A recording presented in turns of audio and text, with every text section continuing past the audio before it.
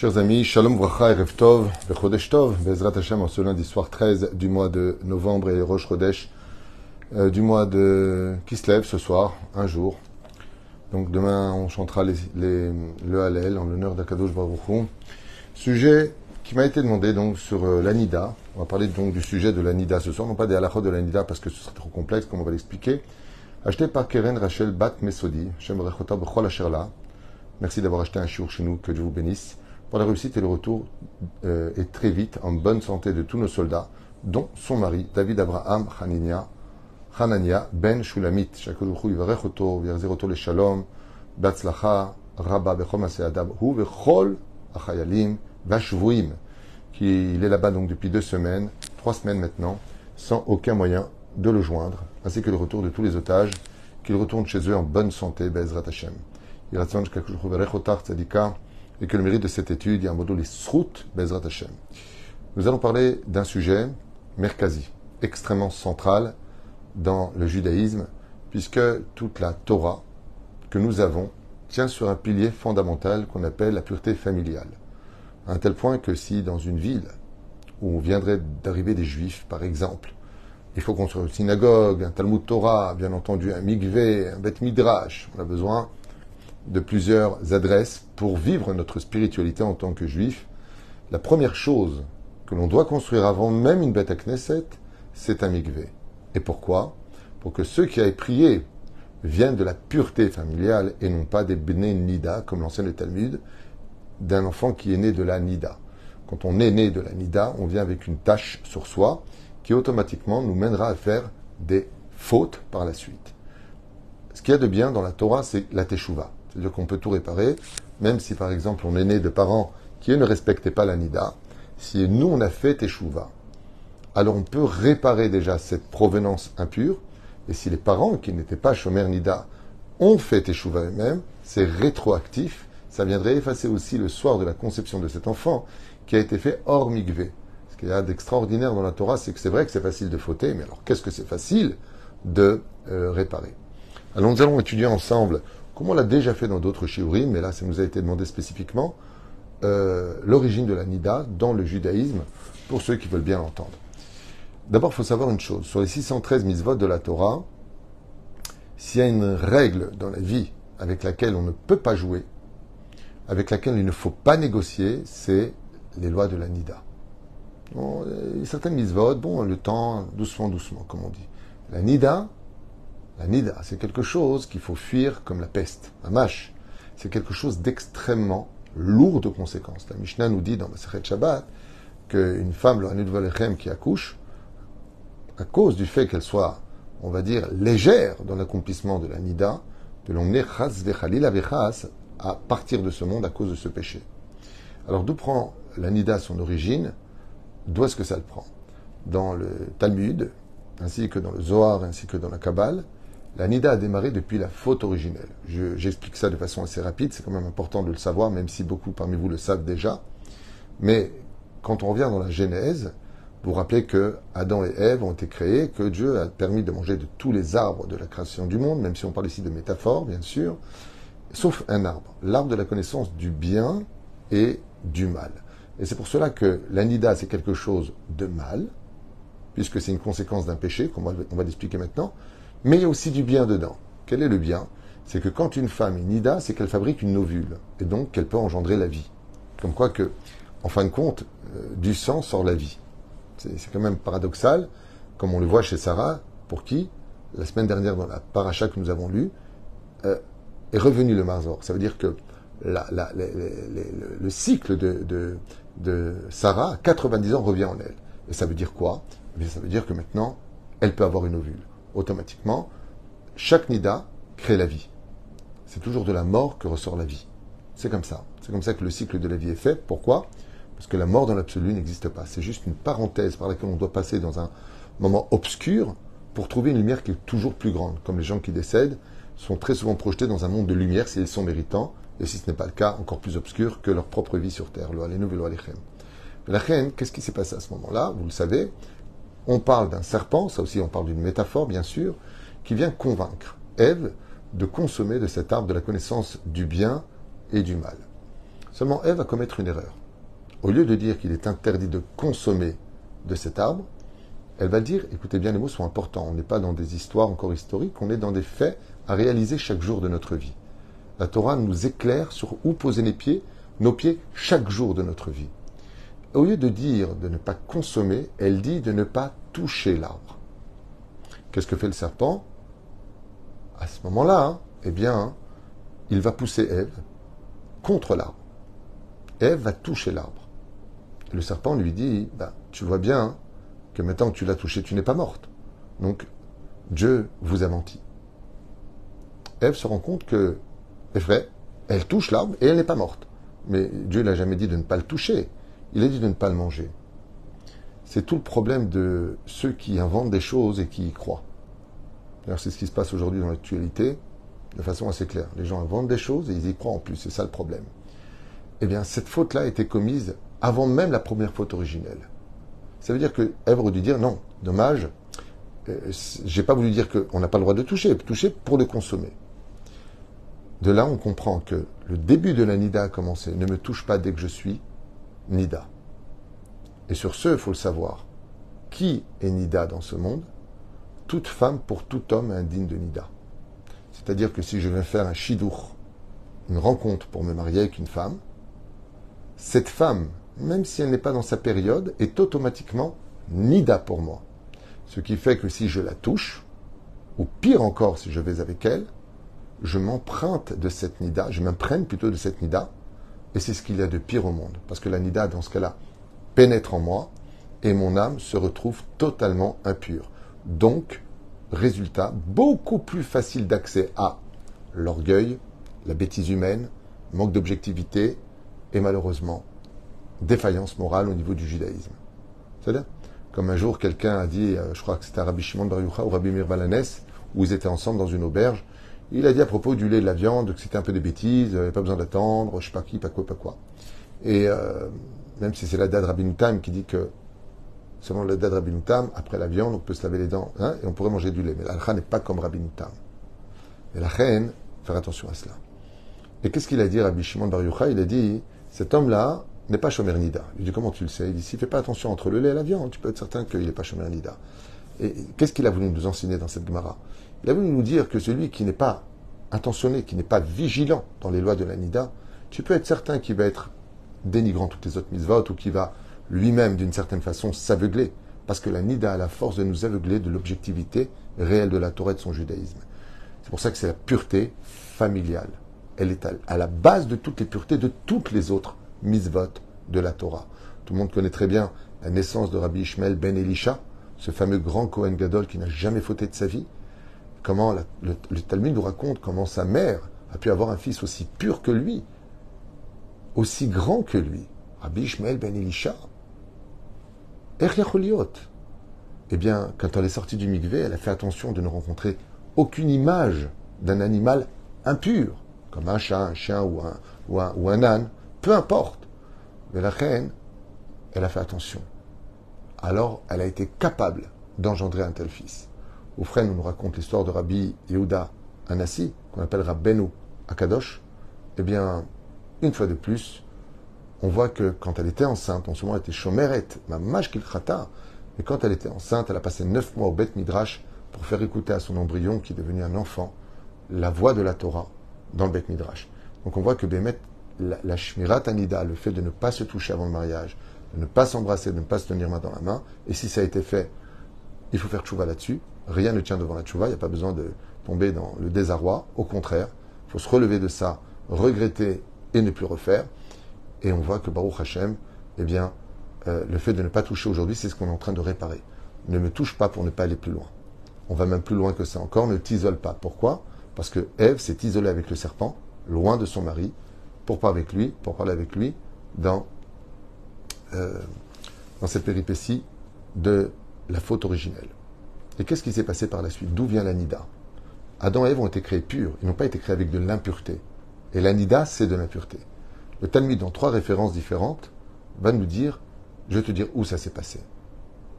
Quand Ève, bien entendu, encore une fois, pour ceux qui veulent comprendre la Torah, on ne parle pas ici de faits réels cartésien comme on pourrait le voir d'une scène dans un film.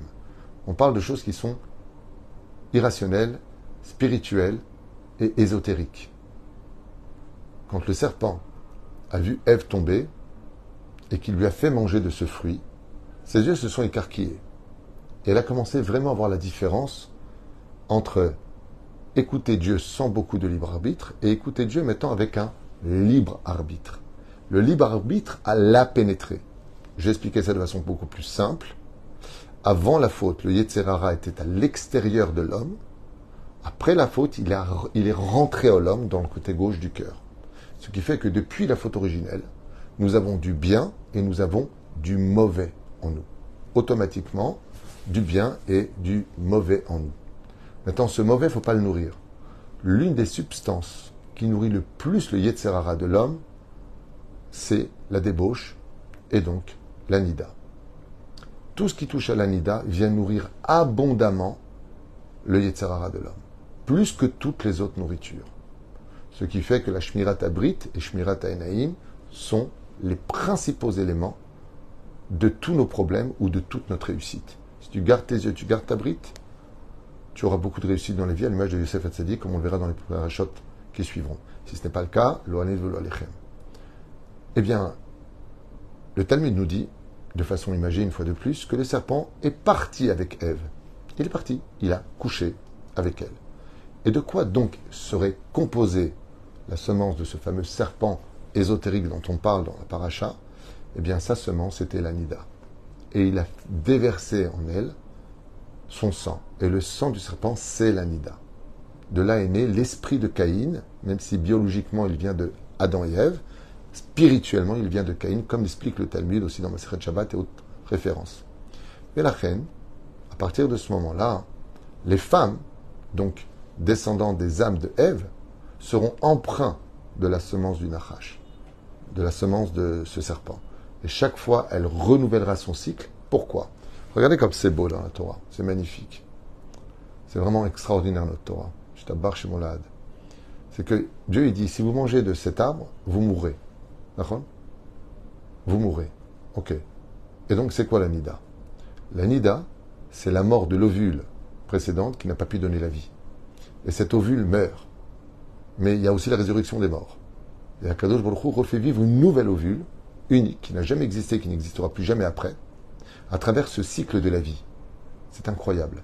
C'est-à-dire que ce qui s'est passé en réalité dans les mises en garde de Dieu sur le monde de la nida, faites attention, eh bien ça va provoquer que la femme, d'une certaine façon, eh bien va tuer la vie. C'est pour ça qu'une femme qui est en période de nida, c'est un moment de deuil. Et donc une personne qui est en deuil, on n'a pas le droit d'aller avec et on ne la touche pas.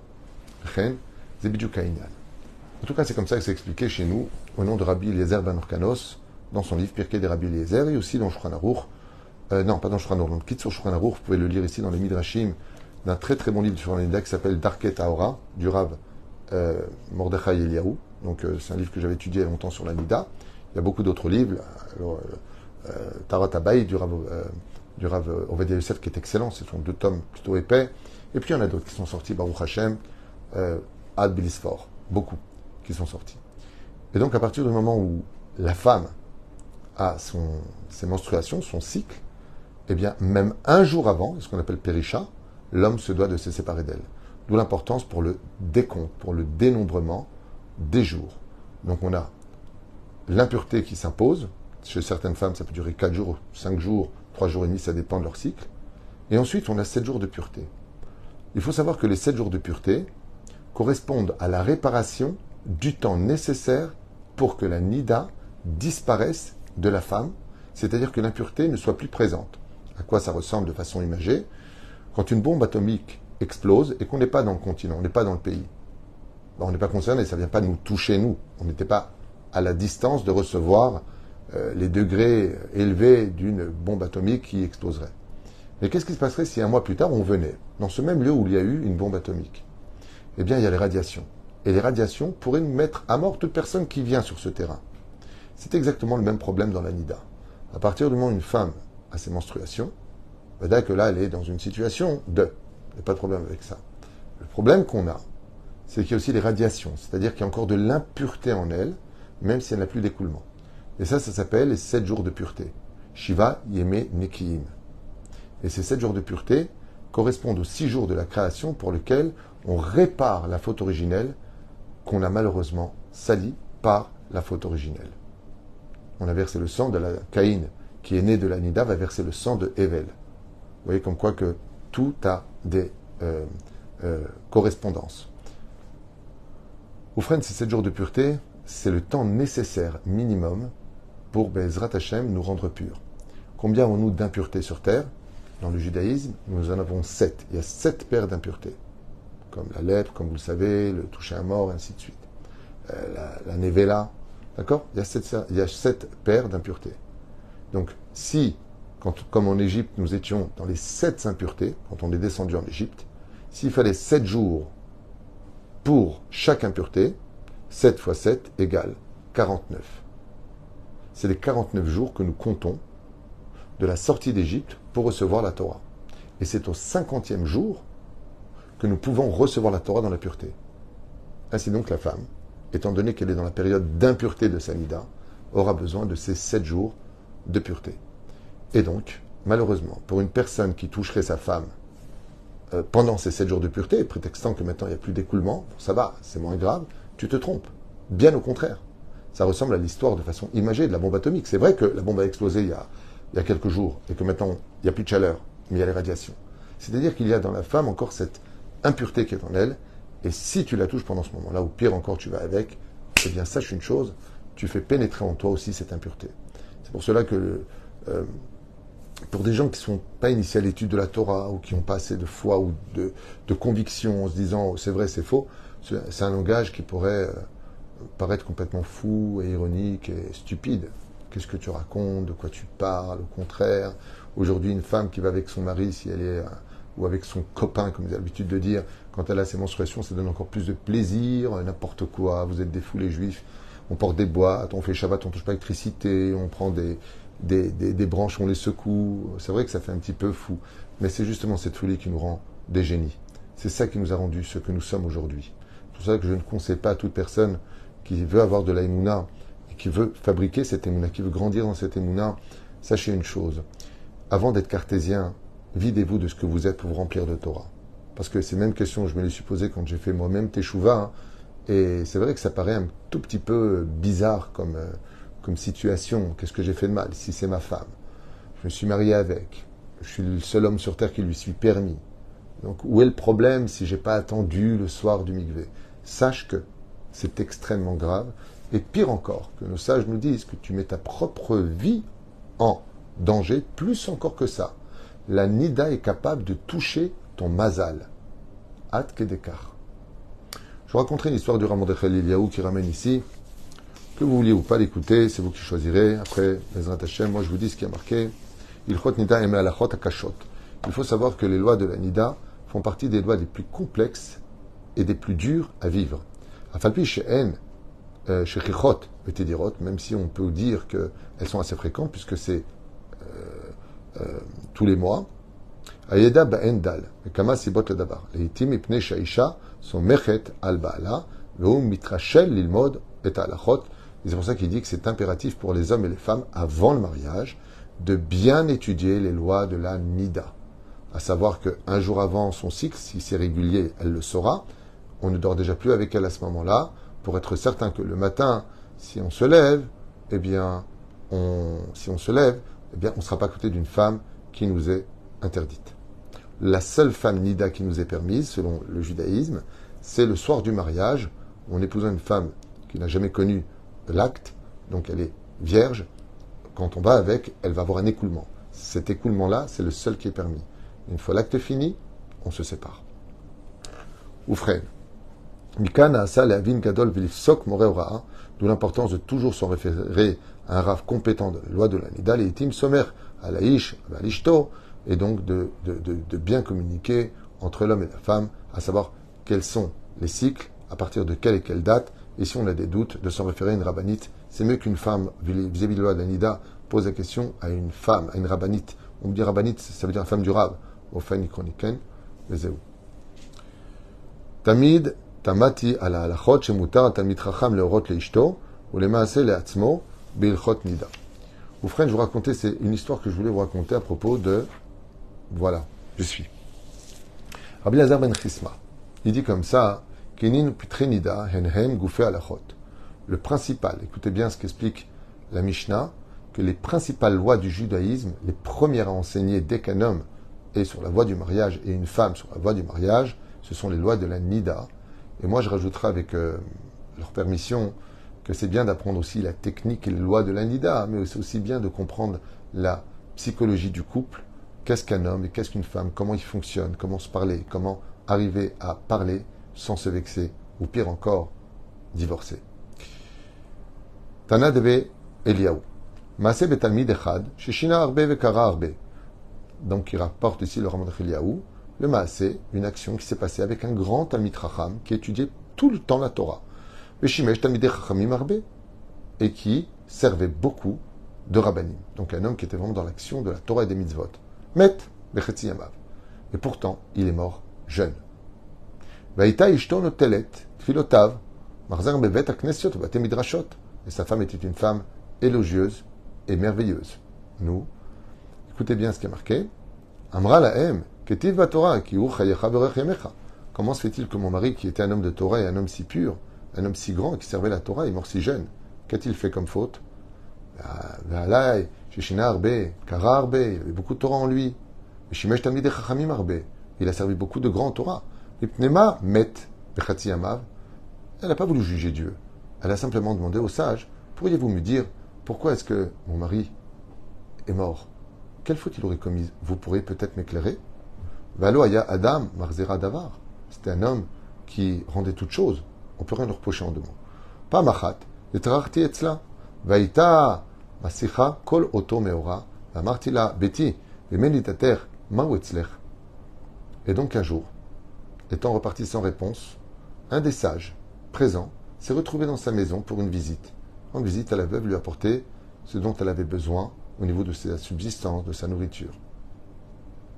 Amrali chaz shalom, qu'est-ce qui vous arrive? Vous posez la question, pourquoi? Parce que le Rav, quand il est arrivé là-bas, il a constaté que dans leur maison, il n'y avait qu'un seul lit, il n'y avait pas de lit. Alors il a posé la question en disant, Mechila, je vous pose une question, il n'était pas seul, ne vous inquiétez pas, il est venu avec plusieurs rabbanim pour consoler la veuve. Pourriez-vous me dire, comment se fait-il que vous n'avez qu'un lit? Et il dit, oh, mon mari et moi, on respectait la Nida. Jamais il ne m'a touché, même avec son petit doigt, il ne m'a jamais touché. Mais les bonecha.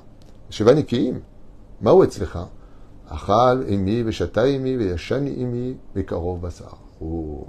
Et là, elle dit, on mangeait ensemble, on buvait ensemble, et nous dormions dans le même lit, mais il ne me touchait pas. Et il n'avait aucune mauvaise idée derrière. Amartila baruch hamakom sharego. Waouh. Je préfère ne pas traduire ce qui est marqué ici, ça risquerait de vous révolter. Mais à ce moment-là, les sages lui ont dit, maintenant on comprend pourquoi il est mort. Waouh. Encore une fois, si je m'adresse à des gens qui derrière cet écran ne comprennent pas la valeur de la Torah des mitzvot, qu'ils n'y croient pas, laissez tomber, c'est des langages qui paraissent complètement débiles, vous allez me prendre pour un fou. C'est après, vous faites ce que vous voulez. Mais là, ce que vient nous enseigner la Torah, c'est que nos rachamim, ils disent quoi? Vous dormiez ensemble, mais ils ne te touchaient pas.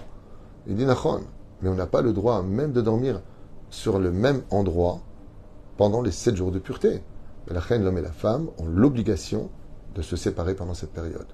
Je vous dis franchement, ce qu'il y a de merveilleux dans la Nida, qui dure à peu près 12, 13, 14 jours, ça dépend, c'est que quand la femme est interdite à l'homme, eh bien l'homme, étant donné qu'il n'a pas quand il veut, ça renouvelle chez lui des sentiments, de l'amour, de l'empressement. Il a envie d'être avec elle. Et comme le dit Rabbi Meir Balanès, c'est que la choupa que nous avons vécue le jour de notre mariage, très souvent réapparaît le soir du mikvé. Et cette soirée du mikvé est considérée comme étant tellement importante aux yeux d'Hachem que c'est considéré comme Erev Shabbat Kodesh. C'est la même Kedusha, d'où l'importance pour un gentleman qui a sa femme qui revient du mikvé, de lui acheter un petit présent, de lui donner toute la joie. C'est une espèce de remariage. Et la reine, c'est un moment d'union, c'est un moment d'amour. Et puis ce qu'il y a de merveilleux, c'est que si l'amour fane avec le temps, la nida permet de lui mettre l'eau nécessaire pour qu'elle puisse continuer à vivre. Parce que quand tout est un acquis, qu'on a l'habitude, et puis on dort, et puis on fait quand on veut, si on veut, où on veut, alors on perd quelque part de la valeur. Parce que tout ce qui est trop fréquent perd de sa vraie valeur. Mais quand on ne peut pas toucher sa femme, on évite de la regarder, et que le temps passe, ça devient long. Alors c'est marrant parce qu'au début, les hommes, comme on a des besoins, alors quand la femme est nida, on fait toujours un peu la tête. Et elle aussi, elle fait la tête parce qu'elle a son marzor, elle a sa période où les hormones sont pas agréables à vivre à ce moment-là, un changement hormonal chez elle. Donc elle est un petit peu nerveuse. Et nous, on est un petit peu pas bien. Pourquoi? Parce qu'on aimerait bien aussi l'avoir dans notre vie. Mais ce qu'il y a de très marrant, c'est que j'ai souvent remarqué que quand la femme annonce à son mari que, par exemple, mardi elle va au mikvé, que mercredi elle va au mikvé, qu'il reste 2-3 jours à attendre, d'un coup, et très souvent, on voit le mari se comporter beaucoup mieux avec sa femme. Pourquoi? Parce que l'homme, il a besoin. Il a besoin de retrouver sa femme. L'amour est un acte extrêmement saint dans le judaïsme. Ce n'est pas vu comme un acte satanique ou je sais pas quoi. Au contraire, l'amour, c'est la vie. L'amour, c'est le couple. L'amour, c'est le cœur. C'est le sentiment. Et la reine, ce sont des moments qui sont merveilleux à vivre, avec des lois qui sont très nombreuses. Din et Nida, Din et Tzvaïm, connaître les couleurs qui s'en découlent. Quelle couleur ça a précisément? Est-ce que c'est une couleur foncée? Est-ce que c'est une couleur claire? Par rapport à ça, il faut un moré, un rave qui s'y connaît. Des métaora, le sang qui est pur de celui qui ne l'est pas. Est-ce que ça vient de la matrice? Ou est-ce que ça vient d'une blessure? Advarim asurim bimanidata. Qu'est-ce qu'on a le droit de faire ou ne pas le droit de faire? On ne peut pas passer une assiette de main à main, par exemple. On est obligé de la poser. Quand on mange avec sa femme qui est nida, on est obligé de mettre, par exemple, quelque chose comme un vase qu'on n'a pas l'habitude de mettre pour nous rappeler qu'elle nous est interdite. Il faut mettre quelque chose qui nous rappelle que pendant cette période-là, eh bien, fais attention. Parce que comme on a l'habitude de se toucher hormis nida, donc il va falloir mettre un équerre. C'est-à-dire quelque chose qui me rappelle que mon épouse m'est interdite. Comme par exemple, il y a des femmes qui changent de bague. Quand elles sont nida, elles ont une bague plus conséquente pour que le mari se rappelle que don't touch, ne me touche pas. Et puis après, elle change de bague. Il faut toujours avoir Bezrat Hashem cette dimension. Prisham, Samouch la Vesset, donc se séparer avant sa femme, dîner à Vesatot, comment ça se passe pendant la Vesset, on a perdu l'Indab, Dike, Nifla, Lachore, Atashmish. Ensuite, comment se vérifier si on a eu un rapport, si on a eu un écoulement à ce moment-là. Une femme qui devient impure pendant l'acte avec son mari, les lois de la Kala, les lois, dans le cas où malheureusement une femme est enceinte et qu'elle a perdu cet enfant, qu'on appelle une épila, pas un avortement, comment on dit? Quand le petit y tombe, j'ai oublié, vous avez compris. Ok, Nemanut Aisha, la loyauté de la femme de ne pas mentir, parce que c'est extrêmement grave dans les deux sens. C'est extrêmement grave dans les deux sens. On m'a souvent raconté que des fois des femmes qui veulent punir leur mari ou qui sont fâchées contre leur mari vont utiliser le joker de la nida en disant non, je suis impur, alors qu'elles ne le sont pas. Elles ne vont pas aller au mikvé pour se débarrasser de lui en fin de compte. Elles vont rien faire de lui, qu'il souffre, qu'il ait des besoins ou pas des besoins, qu'il l'aime ou qu'il l'aime pas. Elles vont jouer avec ça. Et ça, c'est considéré comme étant fausse couche. Merci. Frédéric Simtra, merci beaucoup. Fausse couche, ça ne me venait pas. Et elles vont se jouer de cela. Ça, c'est strictement interdit. Et en plus que ça encore. Non seulement une femme ne doit jamais dire à personne quand elle tombe le soir de son mikvé. Donc c'est là une question à poser, surtout avec un rave. Surtout si le rave connaît la famille. Pour ne pas qu'il sache quand est-ce exactement ils vont se retrouver, parce que ça fait partie des sujets impudiques. Eh bien, qu'elle dise, quand j'aurai le mikvé, si elle parle d'elle, ou quelqu'un qui a son mikvé. Est-ce que, pourquoi? Parce qu'on n'a pas le droit de dire que ce soir, ou dans 2 jours, ou dans 3 jours, je vais au mikvé. Okay? Surtout que l'esprit de l'homme dans cette génération est particulièrement fragile, et ça peut l'emmener à avoir de mauvaises pensées. Dîner Tahora, donc le Efsek Tahara, quand est-ce qu'on fait la première bdika, il faut la faire avant la shkia, ne pas oublier, Bezrat Hashem, les Sheva Yemenikim, Mordachouk, et ainsi de suite, comme toutes les femmes le savent, la Chafifa, à propos de se nettoyer, il ne faut pas qu'il y ait Khatitsa, il ne faut pas qu'il y ait quoi que ce soit qui sépare. À ce propos d'ailleurs, souvent on me pose la question, est-ce que si j'ai par exemple le maquillage permanent, ou est-ce que j'ai fait les ongles, est-ce que je suis obligé de les enlever ou pas? C'est mieux de le faire après, bien sûr. Mais tout ce qui est décoration pour s'enjoliver n'a pas un digne de Khatitsa selon Shulchan Aruch. La reine, une femme qui aurait fait ses ongles, par exemple, et qui veut aller au mikvé, si vraiment elle n'est pas très pieuse, si vraiment c'est trop dur pour elle, elle peut aller là-bas au mikvé et revenir vers son mari malgré tout. Pourquoi? Parce que les ongles, c'est fait pour la beauté, et donc c'est pas indigne de Khatitsa. Le mieux, ça aurait été peut-être plus intelligent d'aller au mikvé et ensuite de faire ses ongles. Mais bon, après chacun sa vision des choses et ses possibilités. Les lois de la tznout sont extrêmement importantes hors nida. C'est-à-dire que même quand on se... Ce que vous dites, même si le rat vérifie l'abdika, et nous, quel jour, c'est bon. Si vous expliquez clairement au Moré Ora, qui s'y connaît en loi de nida, pas tout le monde s'y connaît. Il faut vraiment être très aiguisé parce qu'il y a beaucoup de lois dans ce domaine. Il y a beaucoup d'opinions aussi. Beaucoup de points de divergence entre le monde Sfarad et Ashkenaz. Donc c'est important de bien vérifier les choses. Eh bien, Ken, à partir du moment où le Rab, il dit que la couleur, par exemple, là j'ai quelqu'un qui m'a appelé cette semaine, qui m'a dit qu'il veut vérifier la couleur. Alors comment il fait? Est-ce qu'il arrête ou il n'arrête pas? Je lui dis non, t'arrêtes pas. Qu'elle continue les jours. Demain matin, vous direz, bon, j'envoie chez Rav Macher qui lui par contre est Moré et Marot, c'est-à-dire il connaît parfaitement les couleurs, on peut le voir.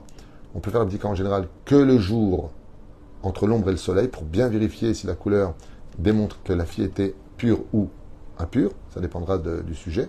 Et donc, comme vous l'avez bien compris, elle continuera ses jours pour compter les 7 jours et se tremper au mikvé et dire à son mari, si elle aime de tout son cœur la phrase qu'elle se doit de dire « je me suis trempé », et si ça ne va pas avec lui, « je me suis trompé ». C'est un jeu de mots, c'est juste une blague, juste à retenir. Voilà, bon, et après, Harat Hashmish, Shelaim Bezrat Hashem, il y a Dim Rabbe, Arabim, et le Ikar Bezrat Hashem, comme on le dit, séparons-nous pour mieux nous aimer. Voilà ce que dit la Torah, c'est un tikkun. Ce serait dommage d'être venu au monde et de ne pas respecter la Nida, qui fait partie des lois les plus importantes du judaïsme, les plus belles, les plus pures et les plus merveilleuses. Moi, je peux vous dire une chose, quand j'ai commencé à étudier les lois de la Torah, quand j'ai commencé à faire Teshuvah, j'ai réagi avec beaucoup de réticence, parce que je me disais, mais c'est quoi ces lois de malade, c'est quoi ces lois de fou? Puis après, on étudie, on ouvre les livres, on dit, bon, on va voir de quoi il s'agit. Et je peux vous dire que non seulement que la Torah est complètement vraie, mais en plus de ça, elle ne fait qu'enjoliver notre vie. C'est dommage qu'on ait un côté un petit peu bête, de se croire plus intelligent que Dieu lui-même, de se croire au-dessus des lois de Dieu, et de croire le pire du pire, que ce que fait Dieu, c'est pour notre mal. Au contraire, on a beaucoup plus de facilité à s'aimer, on a beaucoup plus d'envie de se retrouver quand on se sépare pour mieux se retrouver. Baruch Adonai l'olam amen va amen. Kol tuv v'leitraot.